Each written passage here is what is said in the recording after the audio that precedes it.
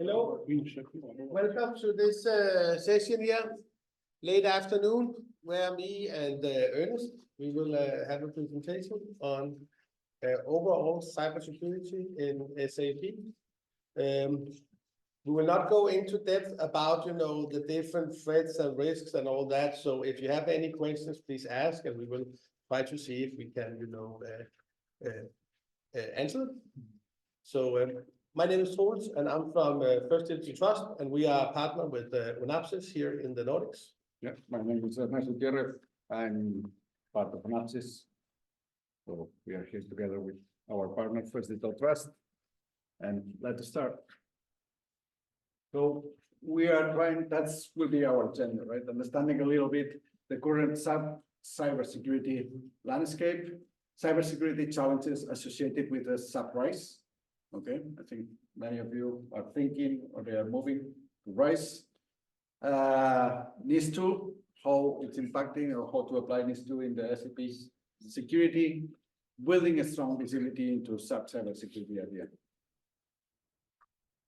So first of all, the SAP landscape and what is challenging, right? So here are 5 points, what everybody sees as a key security challenges for SAP and also for other applications, but we are basically based for SAP. So applications, SAP applications are easy target, actually. They have the revenue of most of your companies, most probably, so they are the target. So the bad actors are going through those ones, and they are trying to get money out of it, okay? And some of them, most probably, you have portals, you have things, Java things, or Fiori's, etc., which are internet exposed, which are making more easy to be attacked, but also even internal attacks, even if you are close in your landscape, right? So if your SAP is not open to the internet, still you have internet threats, which is actually the majority of the attacks that every company has, right? Internal ones. Then number 2, attack surface for SAP. It's huge, right? So you have several SAPs. You have ERP, ABAP, BI, BW, CRM, etc. Also now coming to SAP BTP. You have Ariba. You have Concur. You have many applications or many systems which are connected to SAP, and also many providers which are connecting to your SAP, right? So it's not only, I'm fine because my SAP is inside my house, nobody is accessing it, right? But then you have VPN for provider A, which is developing project B. And you have many, your SAP basis, it's also from another provider. All these people have access, and you don't know what's happening on the other side. Number 3, vulnerabilities and gaps inside the codes. 67% of developers admit that they keep some vulnerabilities. They don't focus on security and vulnerabilities in their code, what they are coding, right? We can see that before somebody was explaining, right, that we are spending a lot of money on authorization and security, traditional SAP security, but then our developers are not introducing something as easy as an authority check. So I spend hundreds of euros, thousands of millions of euros on security, on authorization concept, but nobody, or my reports, which are critical for my company, they are not checking those authorities. They are allowing everyone to execute it. Risk identification and prioritization, another critical time. So every time we are speaking to anyone about security, I don't have resources. I don't have, how do I prioritize what I should check?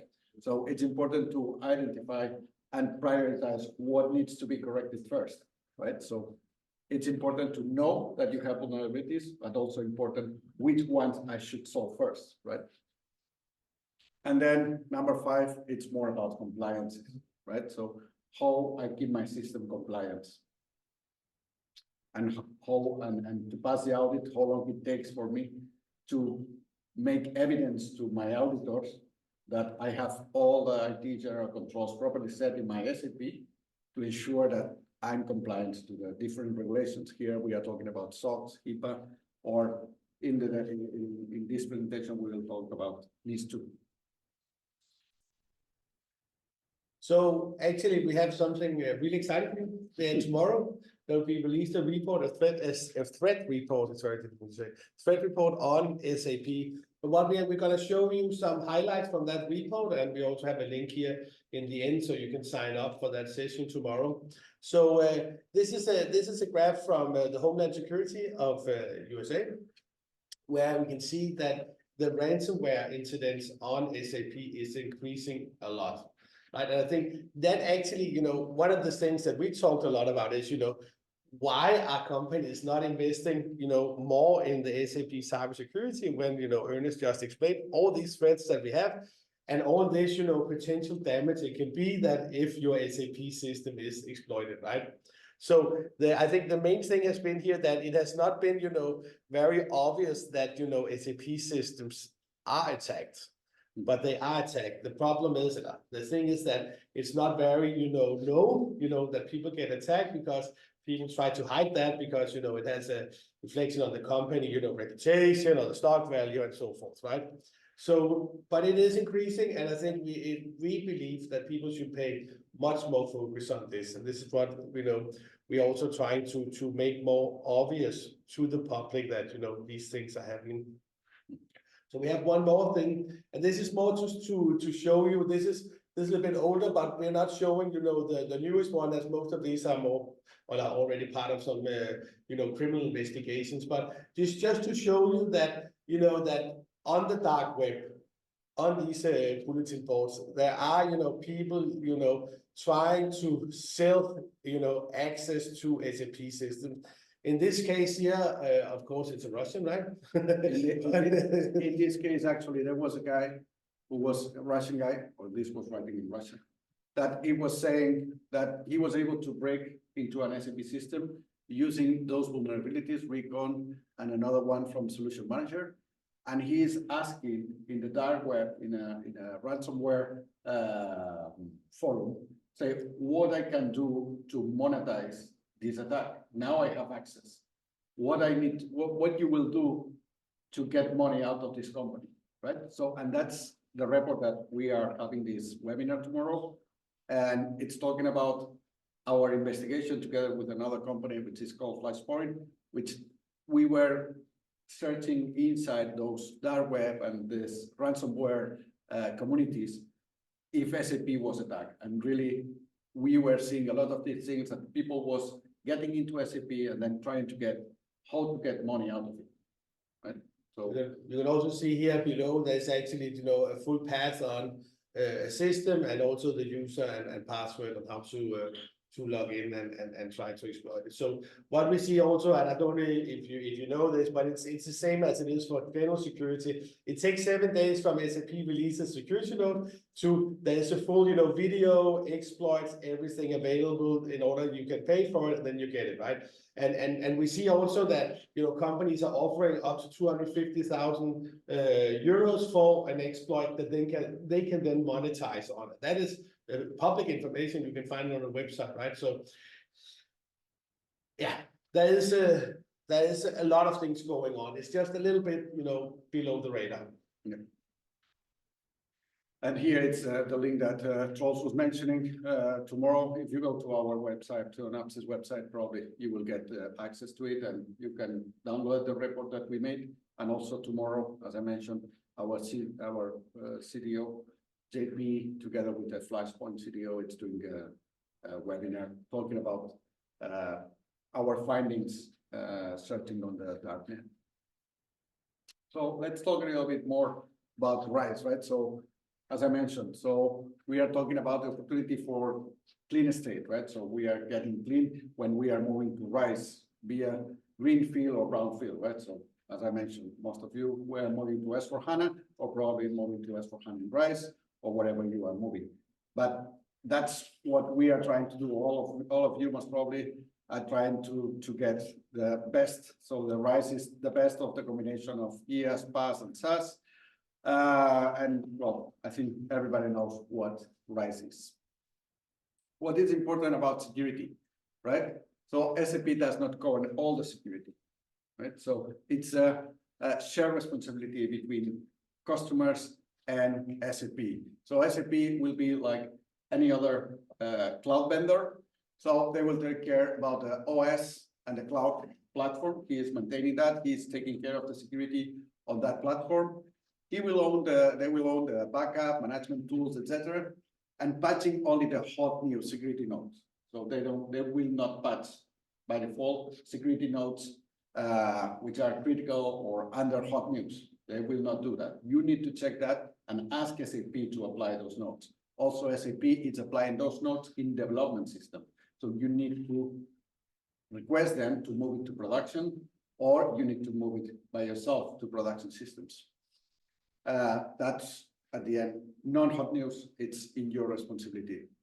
And then a 24/7 security monitoring in the cloud platform. They will not look at that, your security audit log, on the gateway log, etc. They are not looking at that. They are looking on the architecture, on the infrastructure piece.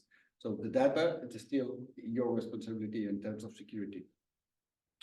So here, what I was saying, I already compared a little bit, but just quality and security on the code, it will be in your own. So still, even though SAP is managing your SAP, the code always is in your side.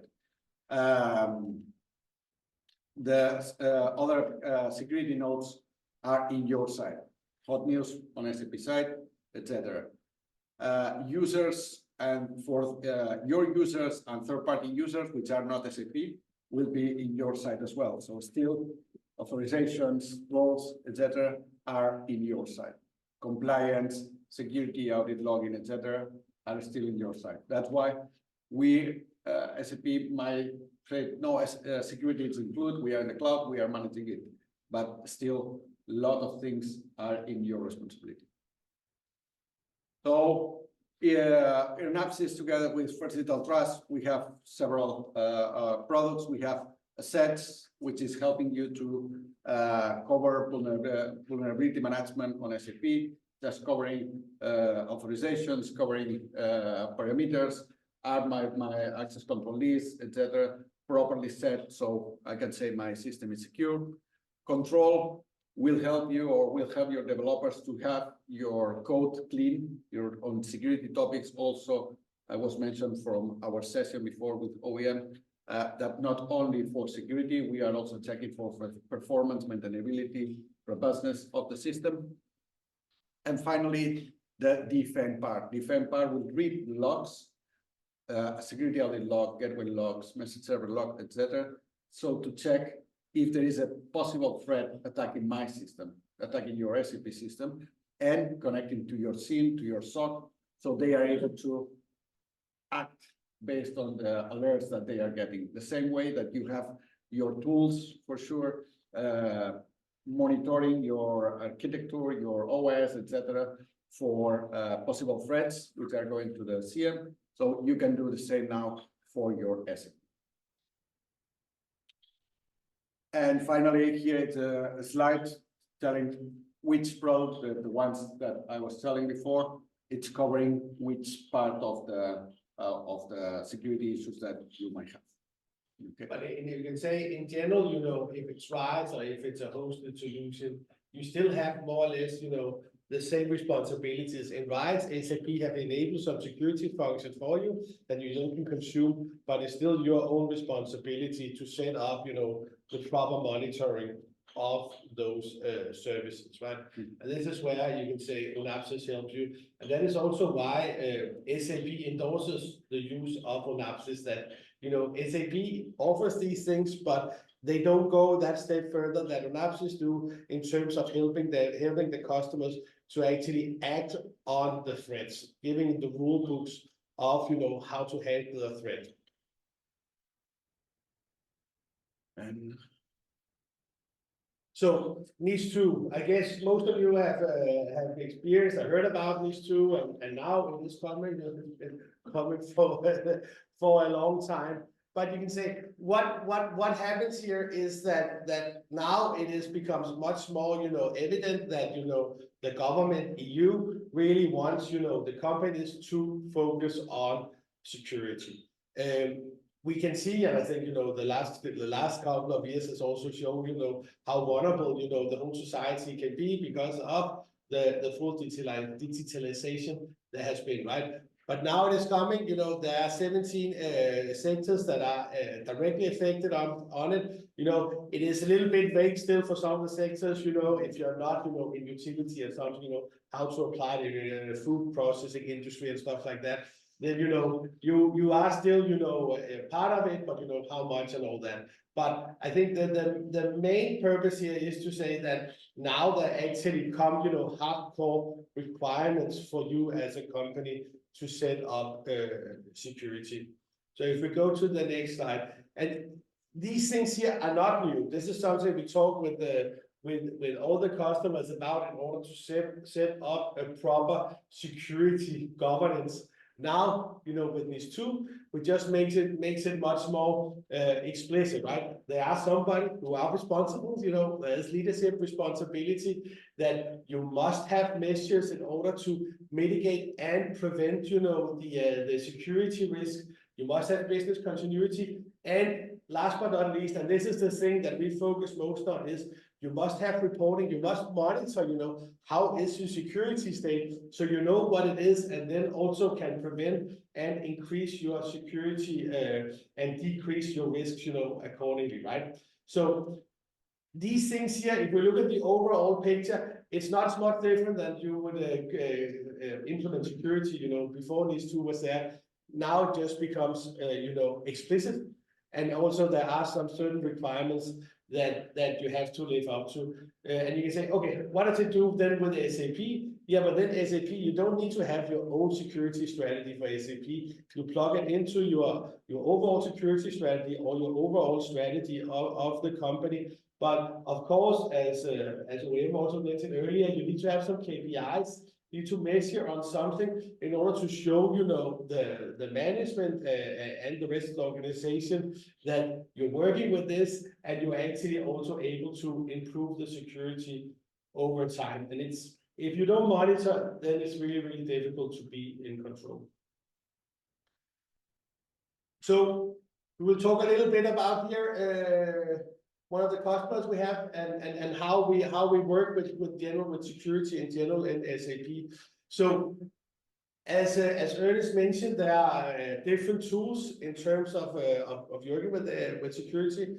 We emphasize that if you have not worked with cybersecurity in SAP before, you have to start in place. Don't do everything at once. Try to build your maturity up. Build up the understanding of the risks. You don't have to understand the nitty-gritty details of the risk, but you need to understand what is the impact if this risks occur. So what we work on is we work with the authorization part, meaning the systems, the system authorizations, primarily on the system users, but also on the users who have, the broad access to the system, configuration, missing patches, and then also the code issues. If we go to I think the missing patch is the thing that is the most obvious, that most people, many companies are now in a pretty good shape of, whereas if we see the others, it's really difficult to measure that and to have a monitoring of that, if you don't have some tools. SAP provides, something on the patching side that gives you some hints, but it's still, not 100% clear if you need to apply a patch. Whereas, the configuration and the code issues, there you are a little bit more on your own in terms of how to handle that. I would say here in the missing patches, what we are seeing, most of the companies probably, they have this 24/7 that you cannot stop the system. What we are seeing is like many companies, they are not patching their system because they don't see the need of security or anything. They are only patching the system because probably they will need something, but they are missing the security topics that they are patching for security. And it's something that we realize, as I'm connecting to system, and we are assessing systems which have not been patched for 5 years, 7 years. Is a lot of patches, of security patches, which are not there. And they don't even implement sub-security nodes manually with S-node because they don't care about security. And I think that's a topic. Still missing patches, even though SAP is giving the tools, still these companies that they don't realize how critical are for the systems to leave those patches out. And if we look at just the coding issue, because that's probably the biggest block, and also what we see when people are moving to RISE or S4 in general is that, most of the people also doing it, most companies are doing to increase the security, but they are not solving, you can say, the underlying security issues. They are migrating the code, but they're not removing the security risk. And in code, we see that 2% of all custom code have security risks in them. That means, every 50 line has a security risk in it. It's quite a lot, right? And again, you need to have tools in order to solve this when you migrate. The migration tools only take care of that your code works in S4, when in ECC, then it works at S4. The same also with the configuration. It takes the configuration and ensures that it works in S4. It doesn't solve your security issues. Next. So this is the one of the reports or one of the graphs you can get out of the Onapsis platform, and this is actually something where you can actually see and measure yourself against companies. And I think most companies and most management, they want to know and have an idea of where they want to be. When we talk to customers, most of them want to be up here in the top corner, right? That's very well. Maybe the utility companies or companies in critical industries want to be around up here. Most, can you say manufacturing and other SAP customers, they want to be around here. So, and we see that new companies starting on the SAP security journey, they don't have a lot in place. Therefore, the effectiveness and the coverage of security is low. Are there anybody who are objecting to this, in terms of where you want to be? Does anybody want to be a different place than up here in security? Because it also comes with the cost, right? And I think that's also the main thing why many companies haven't implemented it yet, right? So, yeah. Everybody wants. What? Everybody wants to be there. Everybody wants to be there. But of course, also, it costs some money to be here. It costs, maybe much more to be, and that's with compliance, right? It's very, very, very, very, very costly to be 100% compliant. To be maybe 98 or 99, it's have a different cost, right? Okay, so this one here just tried to show you. Oh, you have the old one, the different one. Okay, but this one shows just a graph of how the security risk evolve over time. And I think the main message here is that you don't need to have a security you don't need to have a new security department in your company. You already work with security in the daily works. So you just have to apply, the things that are relevant, and you need to know which ones are more critical than others.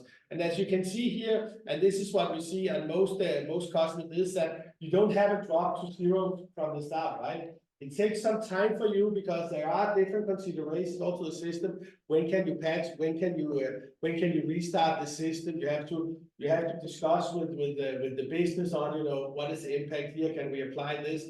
But then over time, you actually have, a full visibility of, okay, which prioritization do I have of my risk? And then you can work on it. And then of course, in this case here, then, you are adding, additional systems to the scanning of your risk. And then of course, it increases because those systems have not been, cleaned up before, and then you work with them and ensure that they go down. So it's a continuous work, but you can see that the main message here is that when you have the tools, then you know what is a priority of it, and you can actually work with this in your daily work. It doesn't have to come as additional work in your tasks. So we're here at the end. The thing is that you need to know your risks. If you don't know your risks, then it's really, really difficult to administrate. And I think that's that's the main thing here. You have reports from SAP, you have the SOS report you can run, it gives you a lot of information, probably a little bit too much, so it's very, very difficult to navigate it and to aggregate and figure out what is the most, important ones to think. Then the other one, which we hear a lot, is say, yeah, but my hosting provider, they are actually responsible for my security. You said, yeah, okay, fair enough. But what happens if they're not doing their job properly? Then what? Then of course it's them to blame, but you're the one who's living with the consequences of their work, right? Yeah, then the last at least is the authorizations. Authorizations is super duper important. We're not questioning that, but it is not enough, because if you don't have the foundation, the layer underneath the authorization secure, then you can bypass any security measures you have in your system. And then you can also, erase any track you have of your.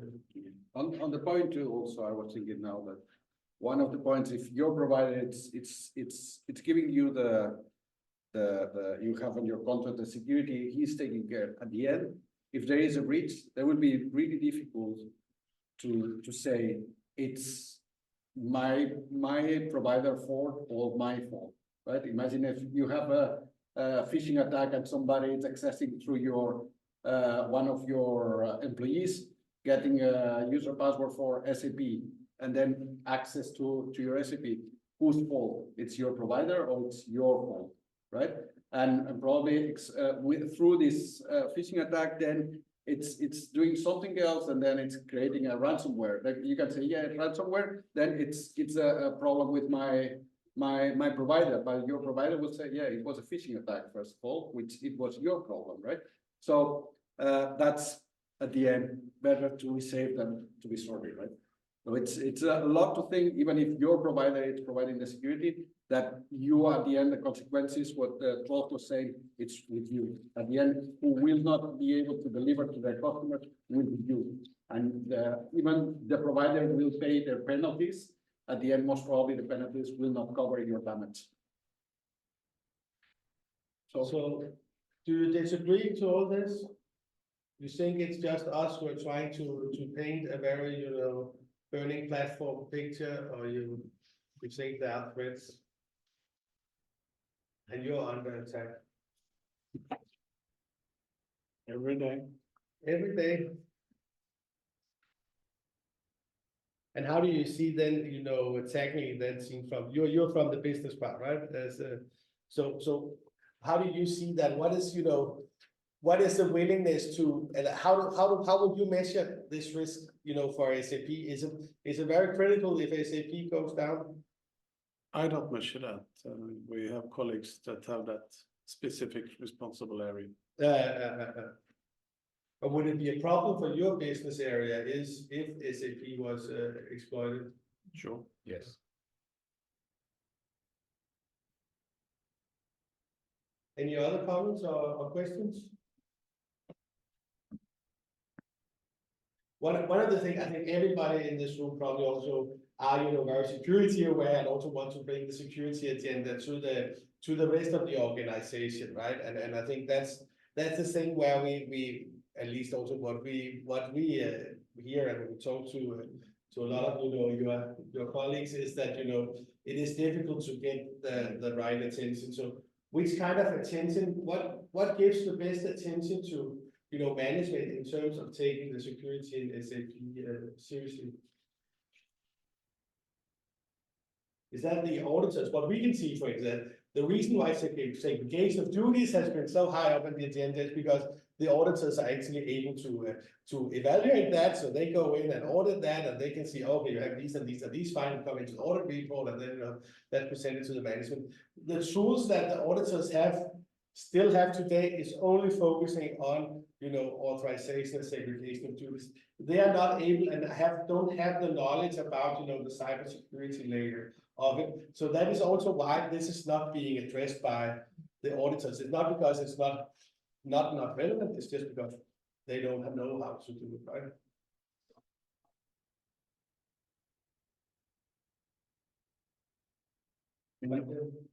We are ready. Yeah, on time. Okay, But thank you so much. And feel free to come and ask us anything.